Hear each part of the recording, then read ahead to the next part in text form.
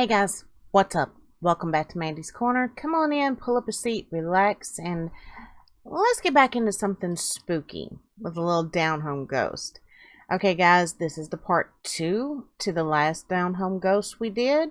To kind of understand this one, you probably need to go back and watch that one if you haven't already. And guys, please excuse this. I'm still with the pots. Getting over this allergic reaction has been a little bit of a pain in the butt, but getting there slowly but surely, you know? Okay, guys, let's find out what happened to Anna.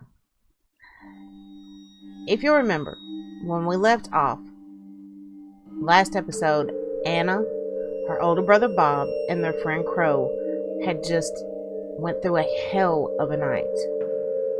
And at the end of that night, the next morning, Anna got a phone call from her younger brother, Billy. And Billy had had a dream, even though he wasn't with them. He had had a dream in which he saw everything they went through the night before. Anna talked with Billy for a little while on the phone. She told him the truth, that what he had seen in his dream did in fact happen, but assured him they were okay. After she hung up, she wondered how on earth could her brother have seen any of this? How could he have known? Well, when Bob and Crowe got up, she explained to them what Billy had told her, what he had seen. They were just as floored as she was. And they were all still very haunted by what had happened the night before. They agreed none of them ever wanted to go back. And that they wouldn't talk about it. For the next few days, they kind of tried to go on with life as normal, you know. Go back to work, associating with friends, with family. Just be normal, right? But in the back of their minds, what happened that night was still there. Well, one night, they all get off work, and they get told that a friend is having a party. So they decide to run over there. They get there, and Bob and Anna's other younger brother, Jason, was there. And they all had a little bit to drink, hey, they were young kids, just out of school, experiencing life. Nobody was supposed to drive that night, so didn't seem like a problem. But it became a problem, because the more they drank, the more Bob thought about what had happened. Finally, he just felt like he had to tell somebody. And before Crowe or Anna could stop him, he was blurting it out to everybody at the party. Now, the hostess of this party was a friend of theirs named Tanya. And Tanya listened, but she didn't snicker and make jokes like the rest of the partygoers did. She had a look of complete and utter horror written across her face. Anna picked up on this. Anna took her to the side and wanted to know why she looked that way. Well, Tanya explained to her that her mother had told her stories about that place and told her about seeing something there. And it was... She didn't want to say that it was exactly what Bob was describing, but she said it sounded very similar. That bothered Anna enough. She already had all the evidence she needed in her mind to know Henry was real. But what bothered her most was that somehow he had managed to reach out to their younger brother Billy and in his dreams show him everything that was going on. She knew that couldn't be good. It could only end badly for Billy. And him being the youngest sibling, she felt she had to protect him. Her other brother, Jason, once Bob had finished spilling the beans about everything, took Anna and Crowe to the side and asked them, is he just drunk or did this happen? They assured him it had in fact happened, and he insisted on going to the tunnels. Anna was horrified, and she told him it's not a good idea. This thing already reached out to Billy. Of course, Jason wanted to know what she meant by that, so she explained to him about Billy's dream. Jason decided at that point they had to go. There was no other option, because in order to protect their little brother, they had to know what they were dealing with. They had to face it. Jason hadn't had as much to drink as the others. He'd only had one beer, technically still sober. So Anna agreed and handed him the keys to her car and got in the car with him. Bob followed them out to the car, and he just begged, please don't go. Don't go. They insisted they had to. They asked Crowe if he wanted to go. Crowe was a big guy. Big, tough guy. He said there was not a snowball's chance in hell he was ever going back to those tunnels. So, off Anna and Jason went. Once they got there, Anna showed him the exact spot to park. They got out and they started to walk toward the tunnel, the first tunnel. They were almost there when the wind started to pick up. Anna could feel Henry. She could feel him. She knew he was there. Every bone in her body said run. But her heart said you have to protect your brother. So, they continued on.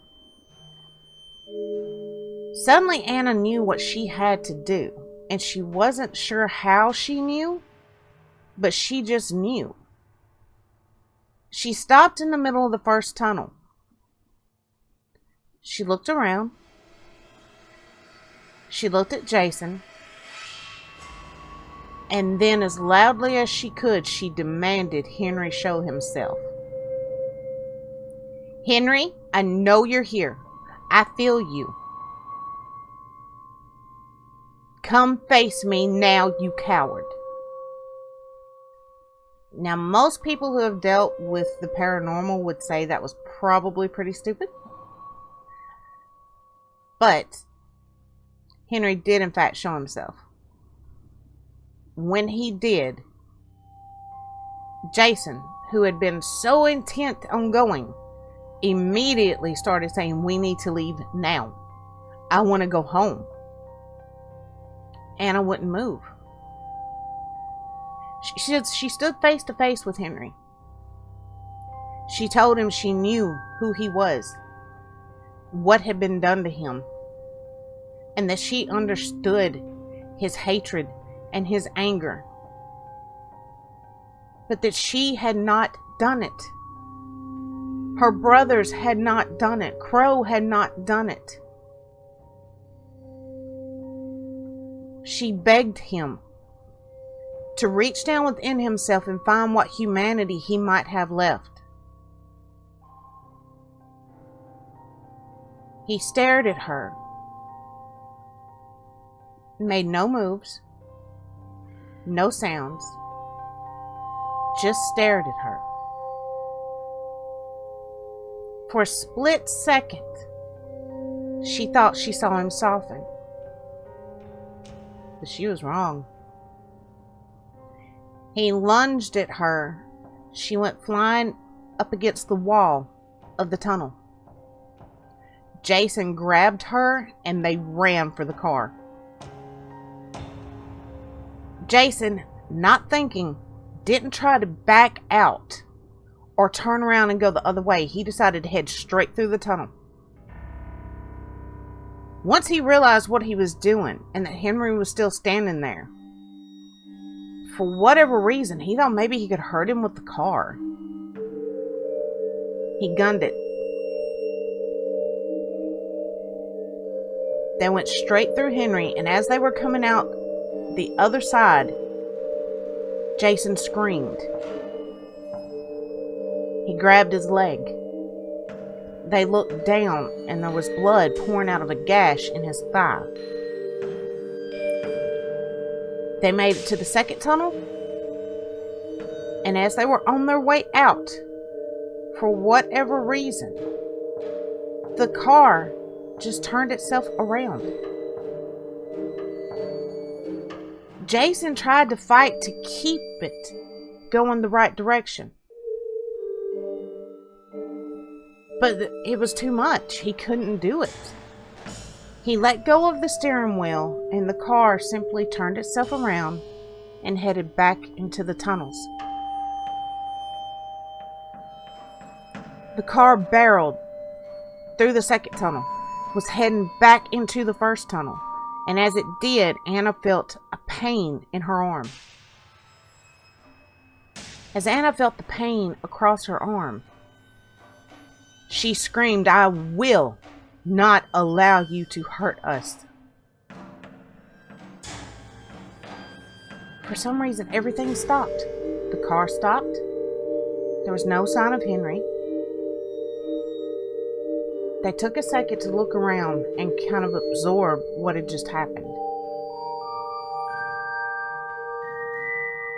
But only a second. Jason floored it again, and they headed home. For some reason, Anna knew she needed to get to her grandmother.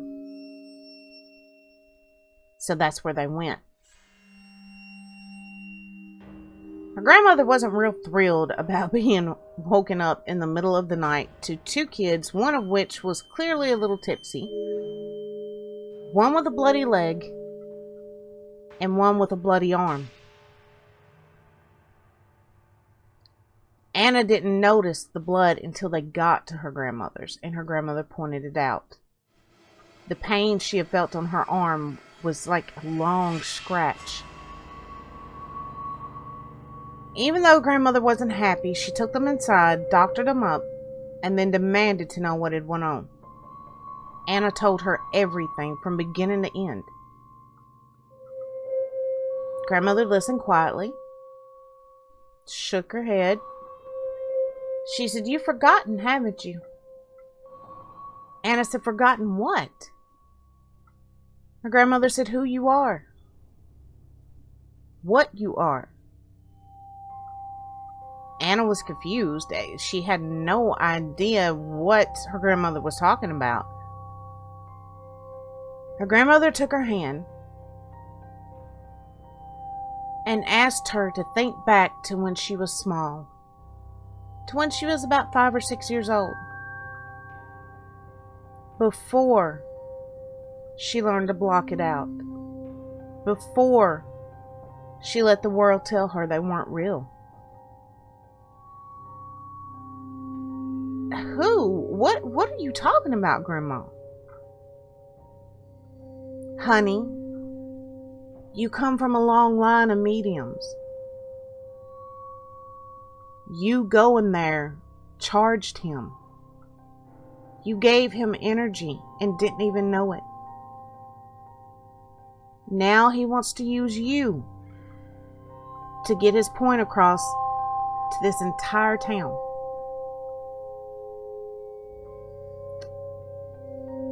At that point, Anna did think back a little further. She thought back harder, and memories came back. She remembered that even as a child, she had always seen things others didn't. And her mother had begged her to not think about them. If she saw them, pretend they weren't there. They weren't real. Her mother had done it to protect her, because she didn't want her to be an outcast in society. or a target for those from the other side. Now, the way Anna tells it to me, to this day, Henry follows her family. Anna has children of her own now. He has shown himself to those children. But they've reached almost like a truce. And Anna uses her gift to help others. So, not quite the spooky, horrible ending a lot of you might have expected or hoped for. But like I said, I'm just telling you guys these stories the way they're told to me. I happen to like that ending. Maybe Henry finds some peace, and Anna learns to accept who she is and use it to do some good. So there you have it. Alright guys, I am going to get out of here for right now. If you guys enjoyed this, please give it a big thumbs up. Helps the channel more than you know. If you're so inclined, hit that subscribe button as well. And if you do, make sure you hit that little bell to get your notifications.